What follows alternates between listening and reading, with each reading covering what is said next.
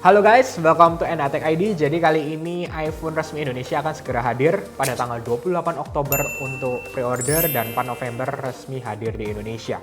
Jadi untuk iPhone tahun ini, tepatnya iPhone 14, 14 Plus, 14 Pro, dan Pro Max memiliki harga yang cukup naik jika dibandingkan dengan tahun sebelumnya di iPhone 13 ataupun iPhone 12. Di mana iPhone 14 dimulai di harga 16 juta, iPhone 14 Plus di 18 juta, iPhone 14 Pro di 20 juta, dan iPhone 14 Pro Max di 22 juta, semuanya start di 128 GB.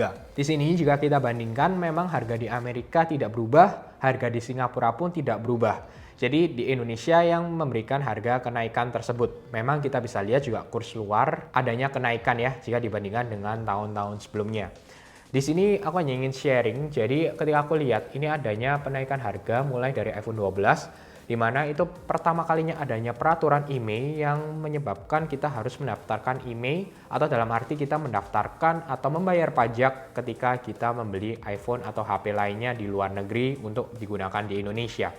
Ketika awal itu memang rasa HP-nya cukup murah jika dibandingkan dengan tahun-tahun sebelumnya, dimulai dari iPhone 12, 13, dan semakin kesini harganya adanya kenaikan. Tapi pastinya ada faktor-faktor lain di sana yang menyebabkan hal ini terjadi. Jadinya muncul pertanyaan, apakah lebih baik beli HP Inter saja ketika keluar negeri atau beli resmi di Indonesia saja? Kalau terkait garansi, pastinya ada yang takut ya. Dalam hal itu, beli di Indonesia saja pastinya akan mendapatkan garansi dari iBox ataupun dari Digimap. Tapi kalau kalian membawa hand carry, banyak sekali yang melihat atau membandingkan harganya ketika kalian membayarkan pajak misalnya dengan NPWP, lalu juga dengan full, kalian membayarkan pajak untuk mendaftarkan email kalian digunakan di Indonesia, serta ada tax refund di negara tersebut, kalian bisa mendapatkan harga yang mirip atau bahkan sedikit lebih murah dibandingkan dengan harga di Indonesia. Kita lihat dulu, dengan adanya itu tetap saja adanya keribetan dalam arti tidak mudah. Datang ke Indonesia, kalian pastinya juga harus mendaftarkan email kalian terlebih dahulu, membayarkan pajak kalian, daftar isi form, dan lain-lain yang memang membutuhkan waktu dan tidak semudah kalian ketika datang ke toko beli langsung kalian gunakan di Indonesia. Jadi memang itu plus minus yang bisa kalian dapatkan, dan apakah lebih baik beli di Indonesia atau dari luar? Secara simpel pastinya tetap lebih mudah membeli barang resmi di Indonesia. Sekarang terkait iPhone yang lebih baik dibeli tahun ini adalah tahunnya Pro. Oke, memang tahun lalu aku juga mengatakan ini tahunnya Pro, tapi tahun ini jauh lebih tahunnya Pro. Dalam arti perbedaannya semakin jauh antara Pro dan yang biasa.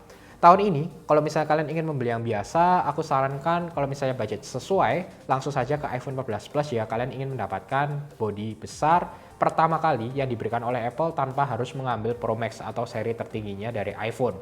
Sehingga kalian mendapatkan experience dari display yang besar, kalian untuk menonton video, TikTok, YouTube, Instagram akan memberikan experience yang lebih baik, serta baterai terbaik yang ada di iPhone akhirnya datang dan kali ini hadir di iPhone 14 Plus. Bahkan iPhone 14 Pro Max pun kalah dari baterainya. Memang secara besarnya sama 4323 mAh, tetapi dengan kekurangan yang ada diberikan seperti 60 Hz, lalu juga dengan kamera yang masih dengan 12 megapiksel, serta dengan chip yang sebelumnya juga, walaupun terkait efisiensi mungkin lebih baik dari Pro Series, tetapi dengan experience yang ada akan jauh lebih hemat di iPhone 14 Plus. Jadi terkait baterai yang lebih baik, display yang lebih besar, aku rekomendasikan ke iPhone 14 Plus saja. Lalu untuk yang Pro, tidak ada masalah antara Pro dan Pro Max, cuma lebih ke arah kalau kalian suka display besar ya mau nggak mau ke Pro Max, lalu juga baterai yang paling baik ke Pro Max saja. Karena memang tahun ini lebih boros dibandingkan dengan iPhone 13 Pro ataupun iPhone 13 Pro Max tahun lalu. Memang kita harus membayar itu dengan adanya always on display yang hadir di 14 Pro Series tahun ini, serta kelebihan chipset yang terbaik yang ada di tahun 2022. Tapi kalau kalian ingin mendapatkan HP yang biasa nih, ada juga beberapa yang tanya di channel NHTech ID terkait iPhone 14 yang biasa atau 13 yang biasa. Menurutku tidak akan ada perubahan signifikan yang maksimal, dalam arti kalau untuk chipset memang akan mendapatkan sedikit improvement, terima kasih ada tambahan core GPU-nya yang sama digunakan di iPhone 13 Pro tahun lalu, tetapi hasil foto dan video menurutku tidak akan ada perbedaan yang signifikan ketika aku mencoba di iPhone 14 Plus ini. Memang terkait fitur, misalnya Action Mode, lalu ada Cinematic Video 4K 30 dan 24 fps. Ini menurutku masih gimmick, dan kalau misalnya kalian merasa itu butuh, ya silahkan kalian ke iPhone 14 yang biasa. Tapi kalau secara terkait fitur-fitur tersebut menurutku tidak akan menjadi hal utama, dan kalian bisa mendapatkan harga yang lebih murah di iPhone 13, menurutku tidak akan masalah kalian mengambil ke iPhone 13. Lalu juga untuk kelebihan-kelebihannya di tahun ini memang Pro memberikan hasil yang terbaik, adanya Dynamic Island, lalu juga adanya chipset terbaru yang digunakan di Pro Series. Menurutku tetap akan lebih mudah jika memang budget kalian sesuai ya. Tahun ini memang paling tepat kalian membeli iPhone 14 Pro atau Pro Max. Karena bisa kita lihat untuk Dynamic Island ini tahun pertamanya di 14 Pro dan Pro Max. Tahun depan banyak sekali rumor semuanya standar akan adanya Dynamic Island. Itu menjadi sebuah standar baru bagi iPhone, hilangnya notch dan ke Dynamic Island di beberapa tahun ke depan. Sama halnya pertama kalinya datangnya notch di iPhone X.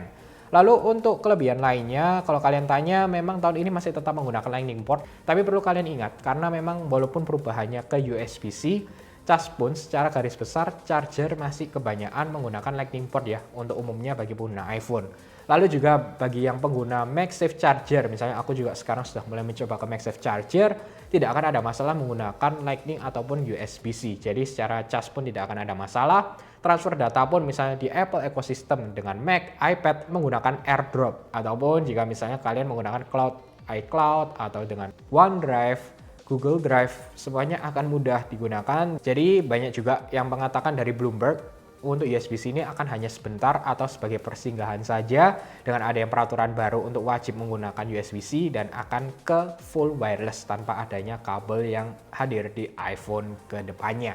Jadi itu aja sih yang aku share dan ngobrol sedikit terkait harga dan juga dengan lebih baik yang mana.